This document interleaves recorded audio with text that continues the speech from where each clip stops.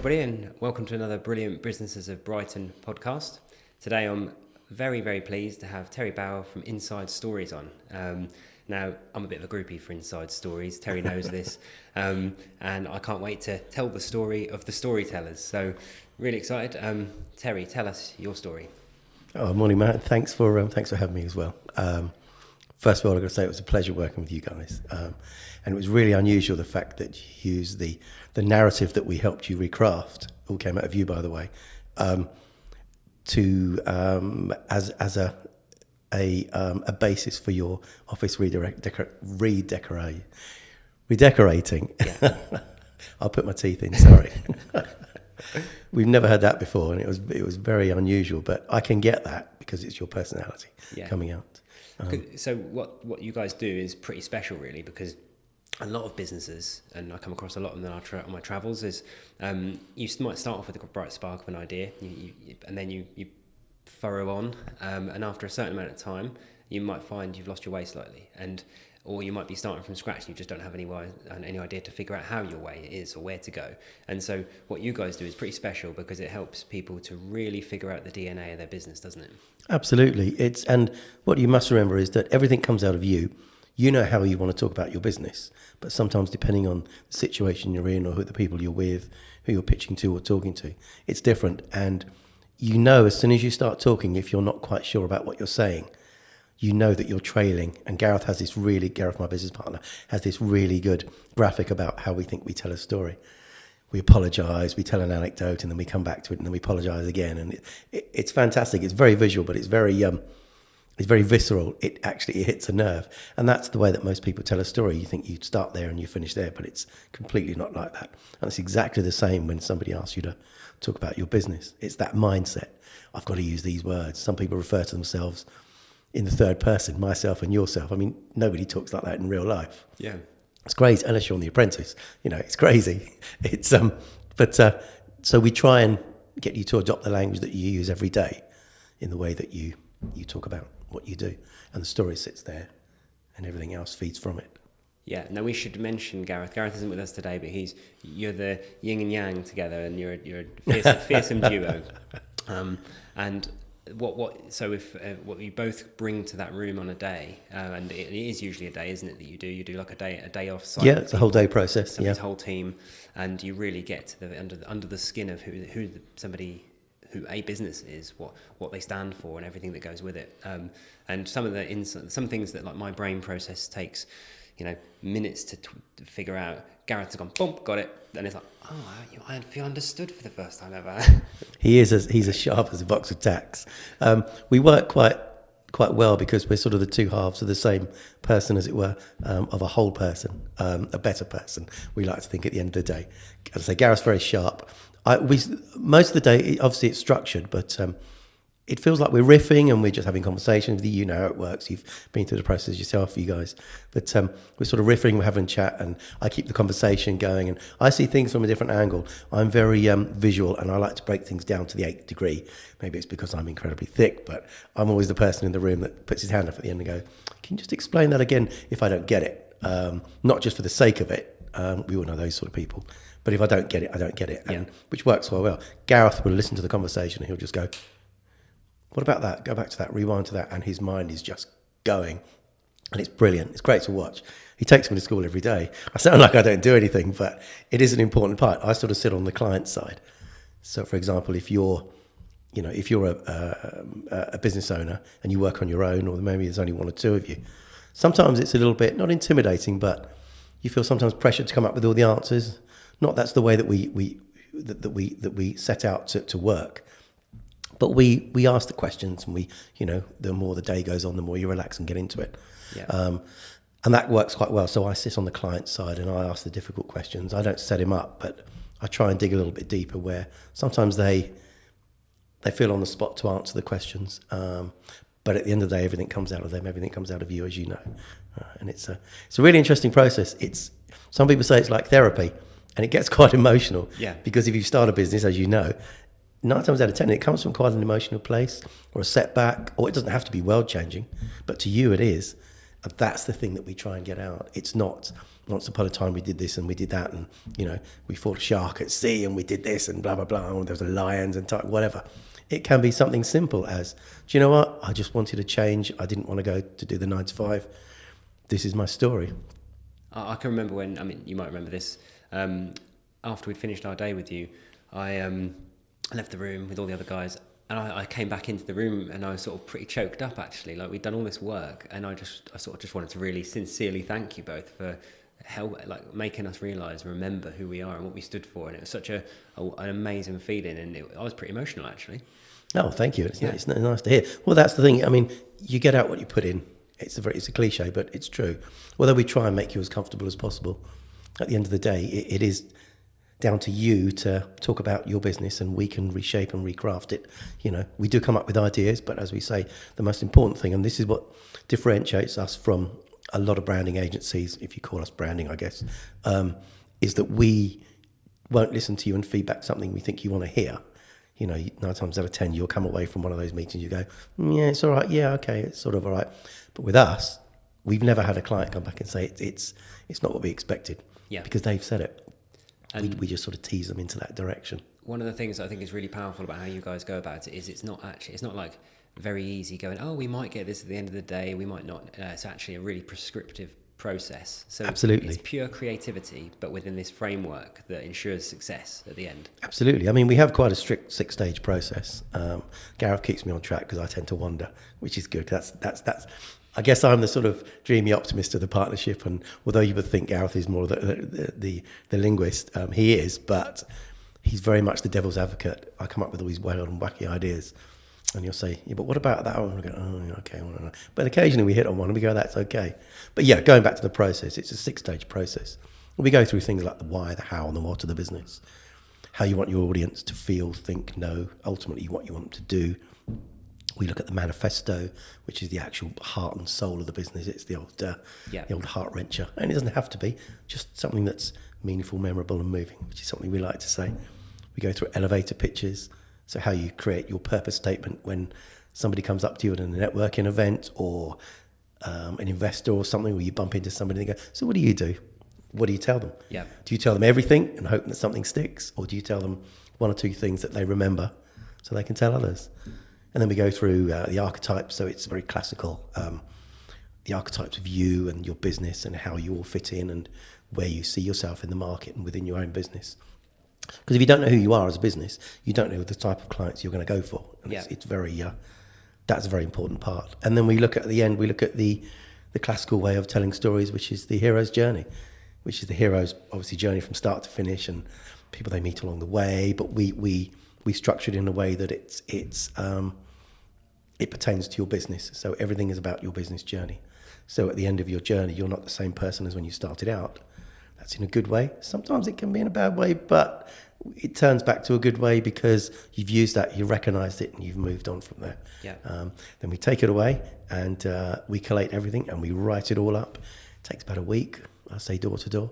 We present it back to you. And then if you're happy with it, that's fine. Usually the only thing we ever get is maybe 1 or 2 words that somebody say, I changed that word for that word. Other than that, it's thank you very much. It's brilliant. And people do get emotional. As I say, it's, we have a litmus test during the day where we'd hit upon something and somebody will go, that's it. That's the thing. That's what I've been trying to say. And then we saw it with you guys, and then you relax, your shoulders drop, and then it just flows. Yeah. And it's really good to see, and it's quite emotional for us.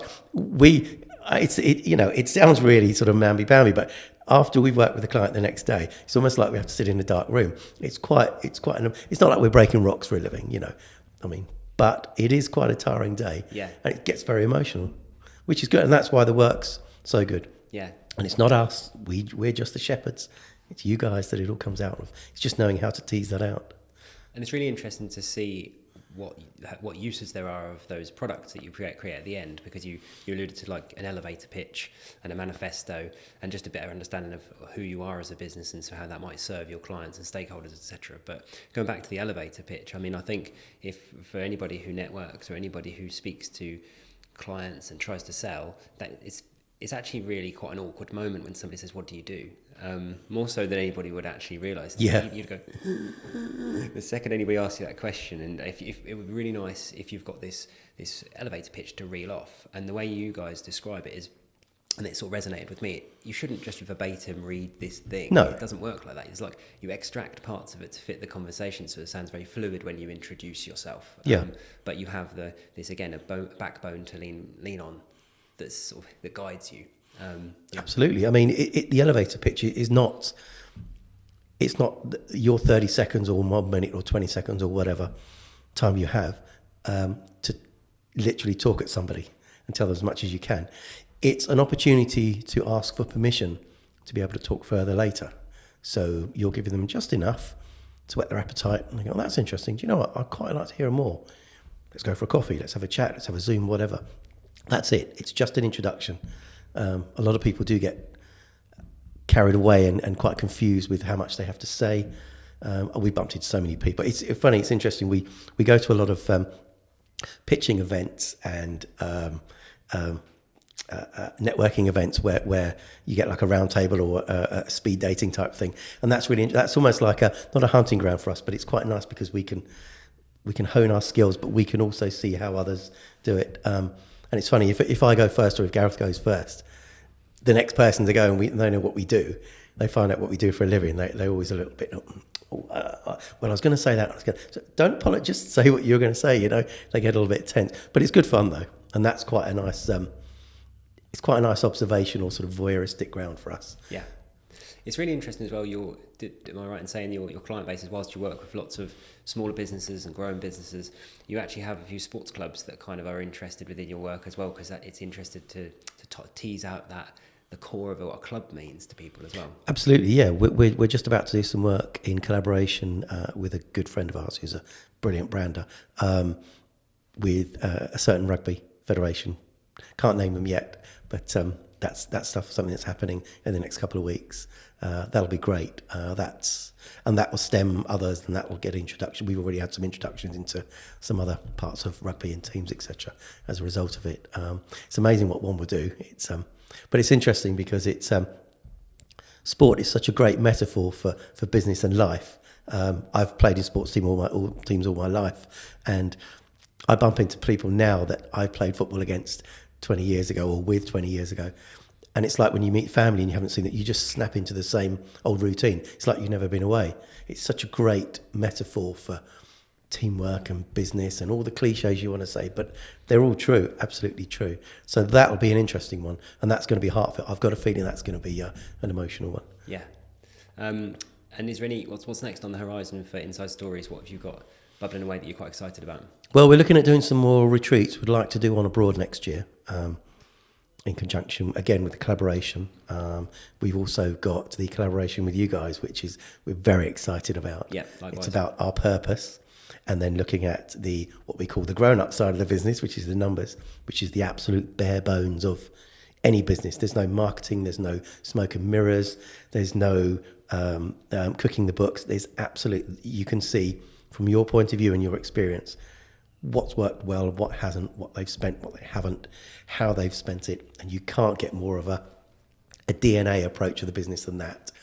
We do the glossy side, and we do the side that everybody likes to hear, how did you do this, why did you do that, etc. And you guys come in and you look at, okay, you've done that, but this is how it actually transpired, this is how you could tweak it, and it works quite well. And I think that's very exciting prospect, not just for new businesses, but for established businesses as well. Yeah, really excited about it. I've oversold it. No, I think I'm equally as excited.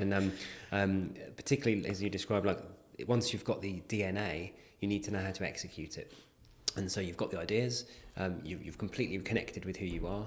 What does that look like then? How do you implement that daily, weekly, monthly to reach your longer term objectives? I'm really cautious to say growth, because that's a word that is used incorrectly, because that's not the only objective in the world. Sometimes the objective could be to shrink, to downsize, could be to just stay the same size. Like it's all fine. It's just about what the successes of a client to their own measure, isn't it? And helping them get there. Absolutely. I remember that was one of our first conversations, wasn't it? About looking at new markets, and you were looking at telling us about how you were looking at working with clients that were interesting and wanted to grow, and we were saying, well, there are clients who, like you guys as well, you're quite a living embodiment of it actually, of who've grown exponentially, and you're like, wow, what have we got? And sometimes it gets not just jointed, but hard to manage, and you want to go back to your agile self, still keep the same type of value, so client base, etc. And that's not a sign of weakness or we're giving in. It's a sign of, as we always say, don't we, about a jet fighter pilot who's, if you're going up in the air and you're going to pull 6 or 7 Gs, you squeeze yourself into a tight ball because you're more strong that way. So that works with business. And as you quite rightly said at the time, it's not an admission of failure. It's quite the opposite, actually. It means that you're on top of things and you're looking at the future. And sometimes you have to shrink to expand. It's quite an interesting prospect, and that's a huge untapped market. We shouldn't really say that loud on there because everybody will be doing it. But people always want to look forward at businesses that are growing, the next big thing, the next bubble. You have to take care of the businesses that are, in some ways, a little bit more clever, who are being a lot more precise about how they work, and they're keeping on top of it. But they just need that bit of guidance to help them do it. Yeah. Experience from people that have done it before. And what do we always say? We bump into so many mentors and coaches, etc. There are, by the way, this is a disclaimer, there are some brilliant mentors and coaches out there who we know within our network. Agreed. And this is not aimed at them at all. But there are a lot of mentors and coaches out there who have never run a business. So you can't really get those real life examples. It's all from a book, or my check cleared at the mentor at the mentor exam, and now I'm a mentor. But there are some fantastic coaches and mentors that we work with. One that you interviewed before, actually, who's brilliant. Who's one of our clients, funny enough. Mike Monk. Yeah, Mike's brilliant. I would work with Mike at a drop of a hat. Yeah, and I mean all of that. The need for a coach or a mentor or somebody in your corner going through what is a pretty uncertain economic landscape at the moment, it can only be a good thing. So yeah, I'd recommend to anybody. One of the things that we've realised is that certain businesses have certain types of characters within their sort of sphere to help them. And sometimes if you haven't got it naturally, you've got to source it. So something like a mentor, or some wise sage to help you and guide you when you're really in the mire, that's a valuable person to have along your side. Absolutely, yeah. It's like building up a team, isn't it? They say your perfect team, you need certain characteristics. You need the wise sage, you need the mentor, you need the wild, wacky one who's going to go out and just try and sell, and then worry about it afterwards. You need the farmer who's the measurable one. Then you need the leader. You need a joker. There's all sorts of cliches, but it works in business. Amazing. Terry, it's been an absolute pleasure having you on, and I'm looking forward to having, we said Gareth on for a part 2 sometime next year. Absolutely. Yeah, that'll be the interesting part. Well, I look forward to our, we're looking to do drop-in surgeries for around the Brighton area to help to launch our Absolutely, yeah. Coming soon to a co-working space near you. And anybody who wants to watch this back on, have a look at the socials, and we'll see you soon, Terry. Thanks so much for coming on Brilliant Businesses podcast. Thanks, Matt. Cheers.